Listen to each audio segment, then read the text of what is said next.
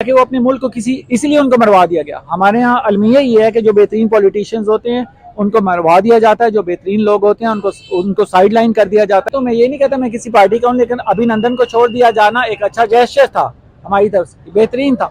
Unfortunately यहाँ पर जब इंडिया का नाम लिया जाता है तो लोगों के खून खोलने शुरू हो जाते हैं। सर मुझे समझ नहीं आती क्या वजूहत है। सर मैं आपसे एक सवाल पूछता हूँ कि अगर मुसलमानों पे वहाँ पे इतना ज्यादा जुल्म होता है जिस तरह के बताया जाता है, तो ये क्यों है कि उनकी जो इंडस्ट्री की क्रीम है, उनकी फिल्म इंडस्ट्री की क्रीम है, वो सारी मुसलमानों की है। हम अगर आप कश्मीर लेके तो बाद में करें ना, जो आपने ले लिया अपना मुल्क उसको आपने कितना सुधार लिया कि आपने कश्मीर को सुधार। देख रहे हैं कि वर्ल्ड के अंदर दुनिया डेवलपमेंट की तरफ जा रही है, क्या हम डेवलपमेंट की तरफ जा रहे हैं? हम बिल्कुल भी डेवलपमेंट की तरफ नहीं जा रहे, क्योंकि हमारे इंटरनल पॉलिटिक्स इस तरह की है हमारे कंट्री के अंदर कि हम ऐसे लोगों को सिलेक्ट करते हैं, जब वो हुकूमत पर आ जाते हैं वो अपने आवाम के खिलाफ पॉलिसीज बनाते हैं और वो पहले वादे वईद करते हैं और हम उन्हीं को सिलेक्ट करते हैं ऐसे लोगों को। और फिर हम ये सोचते हैं कि ये फलां मुल्क ने इतनी तरक्की की है तो फलां मुल्क ने इतनी तरक्की की है तो हम उनके मुकाबले में आ जाएंगे।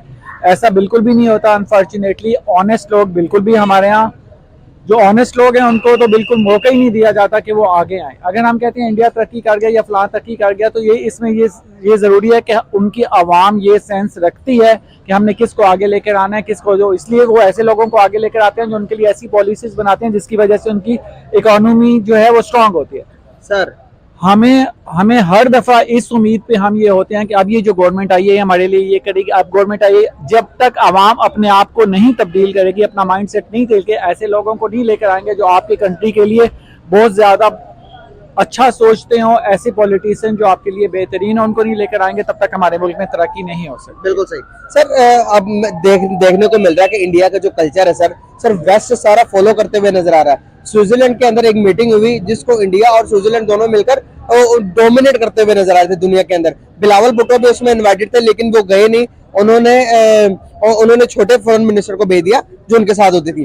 तो अभी मैं यहाँ पर बात ये करना चाह रहा हूँ, मैं आपसे पूछना ये चाह रहा हूँ कि सर क्या वजूहत है कि अभी कुछ टाइम पहले बिलावल भुट्टो जो हमारे फॉरेन मिनिस्टर है वो इंडिया भी गए थे, लेकिन उनका ये दावा था कि वो उनका ये कहना था, ये गिला कर रहे थे कि जिस किस्म की मुझे रिस्पेक्ट मिलनी चाहिए थी उस किस्म ने इंडिया ने मुझे रिस्पेक्ट नहीं दी। तो उनके इस मौके पर क्या क्या कहना चाहेंगे आप? देखें जी, जहाँ तक बिलावल भुट्टो साहब का ताल्लुक है वो तो अभी इनमेच्योर सियासतदान है। उनको तो आप ये नहीं कह सकते कि वो जो उनकी मदर का लेवल था या जो उनके नाना का लेवल था वो उस लेवल पर नहीं पहुंच पाए, अभी नहीं पहुंच पाए। इसकी रीजन ये है कि वो जो जिनके जेर तरबियत रह के उन्होंने ये इतना ज्यादा मेच्योर होना था वो लोग तो दुनिया से जल्दी चले गए।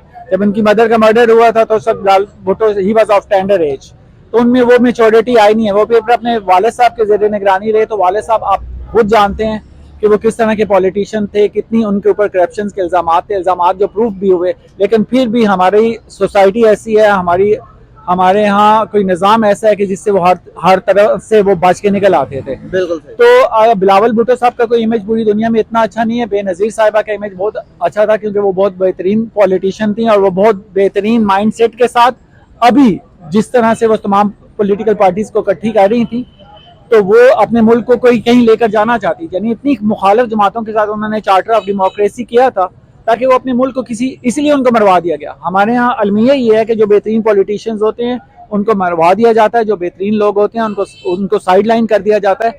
यही वजह है कि बिलावल भुट्टो साहब को वो रिस्पेक्ट नहीं मिल सकी जो वादे वईद इन्होंने किए थे, और 5 साल वो उनको हुकूमत भी मिल गई। जो लोग अपनी माँ को इंसाफ नहीं दिला सके थे, ठीक है, वो आप जो हुकूमत में आके जिनका प्राइम मिनिस्टर अपना था, जिनका प्रेसिडेंट अपना था, वो आके अपने अगर मदर के जो मर्डर्स थे उनको सामने नहीं ला सके, तो आप खुद सोचें कि किस हद तक हम हमारी नेशन के अंदर प्रॉब्लम्स पे ऐसे लोगों को आप एक्सपेक्ट करते हैं उनको बाहर मुल्कों में जाके बहुत ज्यादा रिस्पेक्ट मिले।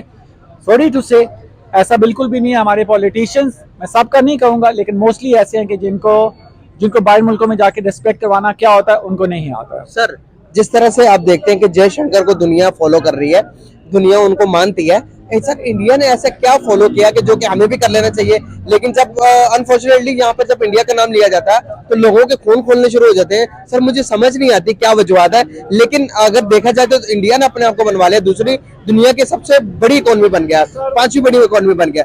हमें क्या सीखनी चाहिए? नफरत करनी चाहिए?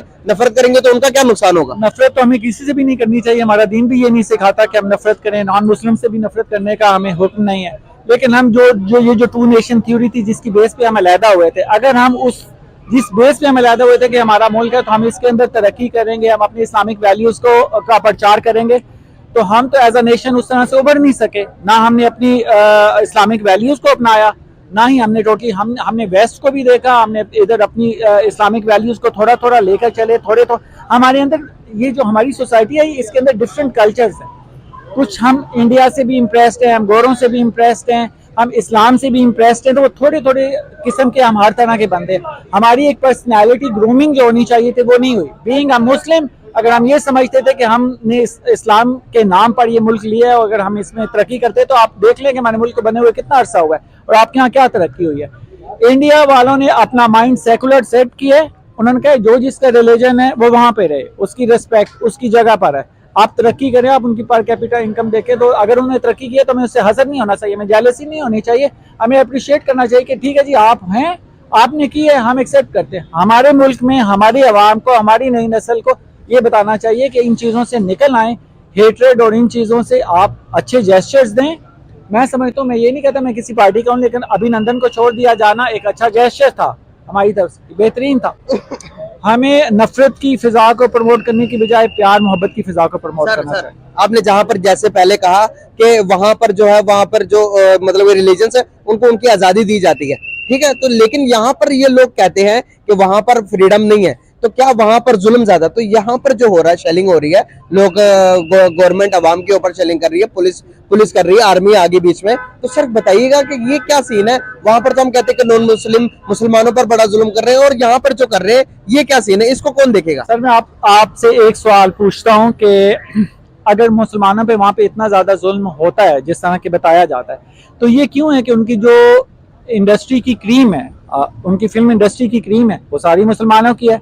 सलमान खान मुसलमान है, आमिर खान मुसलमान है, शाहरुख मुसलमान है, फरदीन खान मुसलमान है, आप कैसे कह सकते हैं तब्बो वो मुसलमान? उनकी बहुत ज्यादा एक्ट्रेसेस हैं जो मुसलमान। अगर इतनी ज्यादा प्रेजुडिस्ड हैं तो वो फिर मुस्लिम्स को आगे क्यों? और आप क्या समझते हैं कि पाकिस्तान से कहीं ज्यादा, पाकिस्तान की आबादी कितनी है, वहाँ पे 34 करोड़ के करीब मुसलमान है, क्या वो सब पिस्से हुए? अगर वो सब पिस्से हुए तो वहाँ पे क्यों रह रहे हैं? सही बात है, ये बहुत बड़ा क्वेश्चन मार्क है।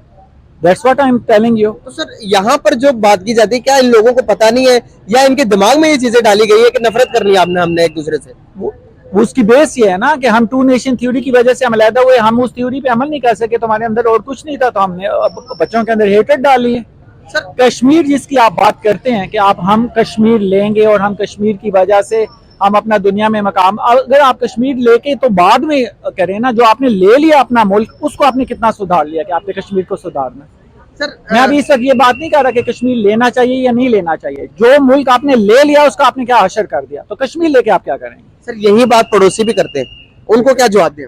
किस चीज पे? यही जो आपने बात की कि जो आपने मुल्क ले लिया, हमसे अलग कर लिया, तो आपने उसका क्या हाल किया, तो आप हमसे कश्मीर मांग रहे कि जो आपके लिए मकबूजा कश्मीर है उनके लिए वो आजाद है, जो आपके लिए आजाद है उनके लिए वो मकबूजा है। तो अगर हम इस तरह चलते रहे, ये राइवलरी बनाई रखी, तो फिर सारी जिंदगी वो उसी को क्लेम करते रहेंगे, आप उसको क्लेम करते रहेंगे। सर इसका हल क्या है? क्या हम मिल बैठकर टेबल टॉकिंग के जरिए एक नहीं हो सकते? जिस तरह से दुनिया के बड़े बड़े मुल्क, सर आप कनाडा और अमेरिका का बॉर्डर देख ले, सर विदाउट आप जा सकते हैं, कोई टेंशन ही नहीं है।